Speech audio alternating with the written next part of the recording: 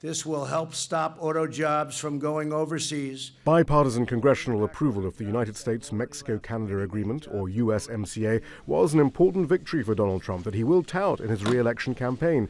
But faced with a democratically controlled House of Representatives, Trump had to amend the original USMCA signed in November of 2018 if he wanted a deal. So like it or not, there were changes that ultimately were forced that actually Trump despises, and that was the price to pass anything. The USMCA differs in some key ways to the North American Free Trade Agreement, or NAFTA, that came into existence in January of 1994. Under the revised agreement, the US and Canada will be able to increase dairy and other agricultural exports to each other.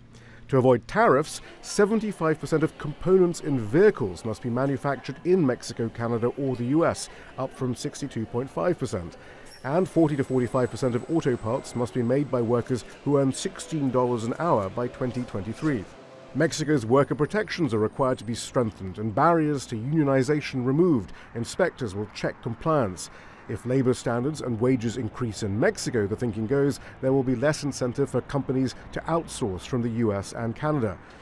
There is skepticism that assembly plants will now relocate back to the US, though. In fact, since the deal was passed in Congress, Ford and GM have announced they're expanding production in Mexico. But the agreement did receive support from the AFL-CIO, the US's largest federation of trade unions. This is the bill. Barely lifted up. It's 250 pages. But it wasn't endorsed by Bernie Sanders, the left-wing senator running for the Democratic presidential nomination. He says the agreement fails to deal with the planet's most pressing issue. And here you have a major trade agreement, which in fact will make it easier for the large oil companies to destroy our planet from Mexico. And there are other concerns too. But then also some bad things were added. So for instance, there are new rights for the big online giants not to be regulated.